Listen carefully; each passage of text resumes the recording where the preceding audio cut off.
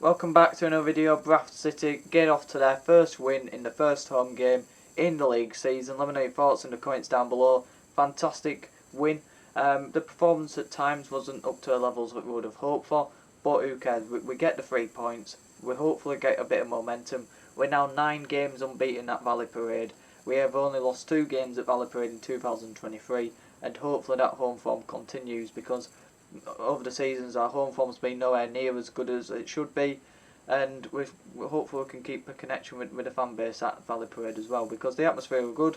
You know, I think the players obviously make the atmosphere what it is as well with the performance, and obviously when Harry Lewis decides to forget that he was in a football match in the opening few minutes, then it gets a bit tense, and that's expected. But on that goal, whilst I'm already on it, it's just it's obviously 100% his fault. I love Harry Lewis. I love him as a human being, but to do that in the opening 9 minutes, it's obviously 100% down to him. There's no one who'll probably know that anymore than Harry Lewis in that squad when he's made a mistake. So hopefully he can just get up and on with it and move on to Tuesday. We got a bit too slow on the ball, and I think that came from the early mistake. You know, it can shake people and players up. Walker got injured. Now I thought that the injury to Walker might have damaged us, because I thought he had a really good start to a game, and he's had a good start to a season. Hopefully he's out for a while, because the problem with Walker, especially at his time at Bradford City, I can't comment on how he's done anywhere else, but at his time at Bradford City he's lacked consistency, and that's come with injuries. He had about 2 different injuries last season. He had an injury when he first signed for us, and he can't just get that run of games where he can get the confidence and build off momentum of good performances. And that's exactly what's happened to the start of his season again. We got the goal through, Smith making an underlapping one. I think he had a shot that got parried straight to Odra. A bit of luck, but we need it, and we'll take it. And then second half came, and you don't know which way it's going to turn, of course, but getting a goal on half time always helps.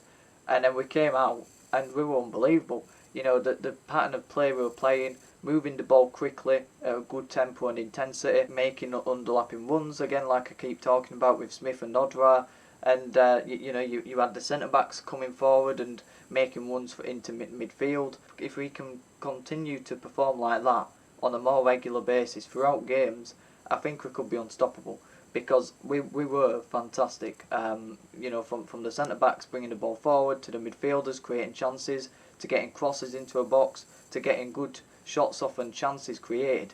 And then we got the goal through Alex Patterson, a fantastic bit of build-up play again. I think it was Platt who played the ball into Odra very sharply. A quick flick around the corner from Odra, and then Patterson win for own goal. Fantastic strike, and that's how we got the win. From then, the half an hour, 40 minutes with the added time. From then, we were too deep, and I think this is what I'm talking about. At the start of the game we were shaky. We played the ball up too slow against different opposition. They could punish that, pressing high up the pitch and making us make more mistakes and keeping that pressure on us. Colchester didn't do that. And then when you look at the back end of the game, when we were reluctant to come out and press them. We were too sat back. And against the Gillingham or Wrexham, as the teams that come off the top of my head, who will be putting crosses into a box and bombarding us with aerial duels, they will they will get more out of that than what Colchester did, who were a team who were a bit like us, who were stubborn. They keep playing out from the back, and when you're chasing the lead, that's not going to work. But I think it was Gillingham last season. They did that. They put a cross into a box, and then we lost the lead, and I think we drew 2-2 or something like that. Great positives, and that's how we got the win. We keep the home record of going 9 unbeaten. Hopefully we can get into double figures and push on with that, because we need to keep building this momentum at home. We've only lost 2 home games in 2023. Again, keep building on that, and let's see where that can take us. The first month, obviously so far of the season, there can be room for error. You can make mistakes, you can slip up in games. We did at Crawley, but Crawley have gone and drawn to Salford today, which is a fantastic result for them. You are going to have weird results happen, and to lose to Crawley, terrible performance. It looked like a team of strangers. To Accrington, we built off that, and we looked a bit better. We showed progress, and we got the win on paper. Obviously it was a draw, but penalties counts for a win. We'll take it. We move on to Saturday, which were Colchester. Again, there were moments in the game where we looked poor, and one thing that I took from the game, which we did look really vulnerable with. I'm not going to over talk about it, because tactics and all that. But one thing that was clear was the defensive line was all over the place. Oyugoke was playing as a right midfielder, not quite a winger, but he wasn't defending and doing his defensive job, which means Smallwood had to push out to that side and cover for him, which meant there were loads of gap in midfield and this underlapping area where Matty Platt and Stubbs got caught out quite a lot, because the three at the back, you've got to maintain your shape, you've got to maintain that line. If Kelly then decides to push up and get tight, you've got to push up and get tight as a defensive unit. You can't just have Kelly pushing up and then Stubbs maybe pushing up an inch and Platt's dropping back, because that obviously gives offside. And then they did find that a lot in the first half. They stopped in the second half to our relief, but that ball was always on because of that. Oyugoke switching off, and then the other three centre backs as well also switching off. So that's an area for teams to get to, a weakness of ours. But if we can resurrect that and correct that, then hopefully it won't be a problem for us. But we'll get into player ratings. We'll start with Harry Lewis. I'm not going to beat around the bush. I'm going to give him a 1 out of 5. My player rating's out of 5. So you can vote on the community tab. 5 being the best, 1 being the worst, 3 being the average. So Harry Lewis gets a 1. I'm not going to beat around the bush. It was a mistake for the goal. I could push him up to a 2 because of the good save down to his left, which obviously won us the game. But for that mistake, there's no excuses. It's complacency. It's being completely out of zone from the game, and he also did it a few other times with his passing out from the back as well. And he did look shook up when he had the ball. Matty Platt gets a 4. I do talk about the defensive line, and Matty Platt did switch off a lot of the time with that ball in behind, but he also did actually recover. There were a ball that went in behind, and I think it were down the left side where Kelly switched off and maybe Gilead, and he managed to catch up to a striker by reading the game, not letting him come back inside and then kicking out for a throw. His yellow card were never a yellow card as well. It's good to see the referees keeping the consistency of booking players for no particular reason. Sam Stubbs again gets a 4. You could say he put Ali Lewis under too much pressure during the game by doing those stupid turns on the ball, whatever you want to call them, dancing on top of the ball. He passed it back to Harry Lewis probably too much for a keeper that's going to be under pressure after making an early mistake. But I think his performance as a whole, if you just take it as him, he recovered the ball really well, got tight to players, won a lot of his challenges. I can't really knock his performance. I thought he was really solid throughout the game, and for me, I'd probably have him as a man of match contender. Kieran Kelly, I'd probably give him a 4 as well, because again he did push up and got tight, and he did it well, winning the ball a lot. And I thought actually in the final third, he was fantastic. I thought, it reminded me a bit of Dan Burn at Newcastle, when he does push on, he's this big, tall frame, but he actually had a pretty decent ball into the strikers, put a good cross in at times, and probably looked a bit more of a better attacking fullback than Liam Rideout at times. And defensively was solid as well. Not sure why he came off. I'm not sure if that were a performance thing, a fitness worry from Mark Hughes. I don't know why that was. I'd like to know. Because it can't be height. Oyugoke gets a 2. It could even get a 1, but I thought as the game grew on he did get better in the final third, put a few good crosses in, won a few corners, but defensively where my worry is with him, switches off, don't track back too much, don't look particularly good in a 1v1 tackle. Gilead, obviously I haven't played there a lot, and I thought he was solid. I'd give him a 3. One problem I had potentially with Gilead playing there is that he's right-footed. A player who will take risks, so you're not going to see a Bali Mumba type goal that we saw last week against Huddersfield, where he's going to be, thinking he's on Kitchfield, weaving in and out and then scoring a goal. He ain't going to be doing that, so he's going to be passing backwards a lot, but he's going to give you effort. He's going to give you a bit in the final third more than Liam Rideout, but he's going to be solid, and he's probably never going to be more than a 3 out of 10, a 3 out of 5, which isn't too bad. So I would give him a 3. Richie Smallwood gets a 3 as well. I don't think he was too good, to be honest, but he wasn't too bad. Got protected to back 5, back 4, back 3, to a level. I'm still wanting more from Smallwood as a defensive midfielder, as a ball winner.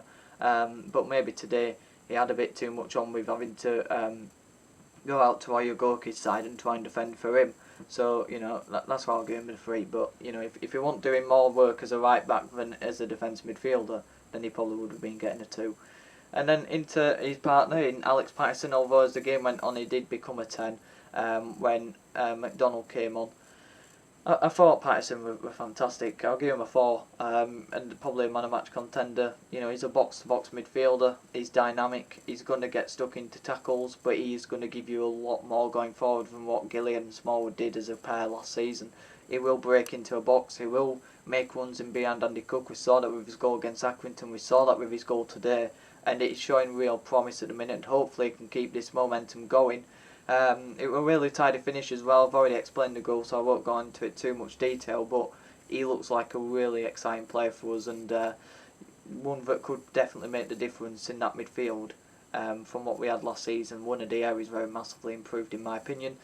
I'm not going to do Jamie Walker. I'm going to do Tyler Smith, because when you look at the amount of game minutes they played and the impact, Smith had much more of an impact than Walker with the minutes played. So I'm going to leave Walker, and I'm going to rate Tyler Smith out of his performance, and I'm going to give him a 4 man of match for me. It could have gone to Odwar, it could have gone to Patterson, it could have gone to one of the defenders maybe, but for me it's Smith, because when you're looking at a performance and when you're giving the man of the match, you're giving it because of what he's contributed to the game and how he's changed the game in his way. And Tyler Smith, if he didn't come on, I don't know if we would have won that game, because of his runs in behind the defence, giving them something different to think about, that extra bit of pace with Odwar.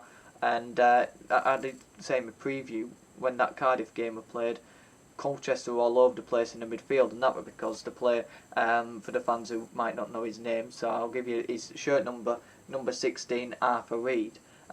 He's fantastic on the ball, and he reminded me of Elliot Watt. Do you risk a player like Elliot Watt, who's so good on the ball but can't defend, and he won't protect the back line, and he didn't. And you look at Smith, you look at Odwar, and you look at the performance Cardiff had. They took advantage of that by getting runners through the midfield, and then the back three is so easy to get to because they're not getting protected, and that's what we did with those two behind Cook, or 3 if you count Patterson.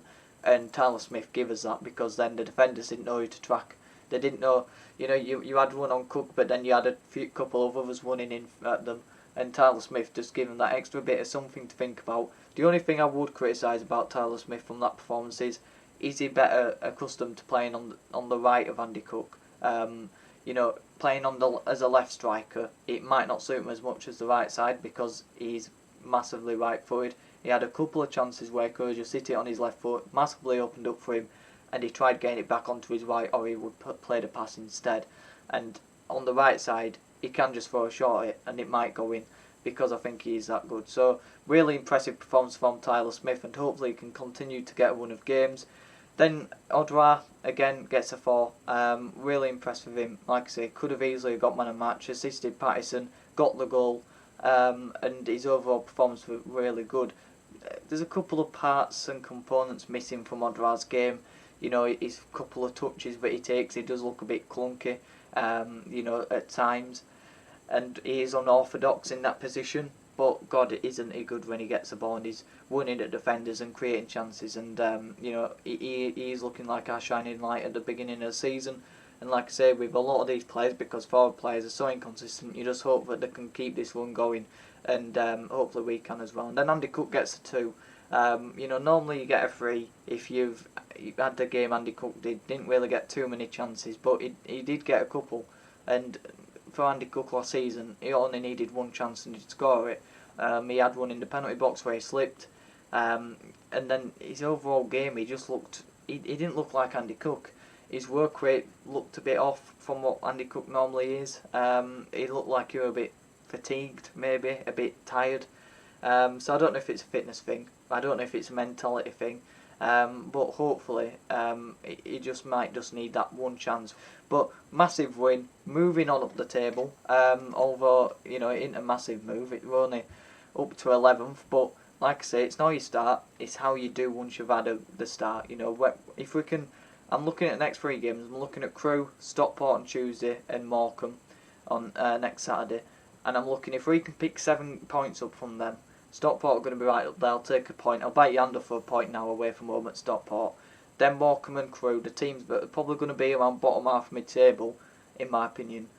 If we can beat them, get 7 points, finish August with 10 points picked up in the league, I'm delighted with that. And then how do we push on from then? Can we massively put ourselves in contention for the top 3? There's weaknesses in our play at the minute. If we can correct them, I'd be much more confident in this side. And if we can play like we do when we have that momentum in games, we could be a very exciting side in this League 2 season. Let me know your thoughts in the comments down below. Like the video if you did, subscribe if you're new. Have a good one.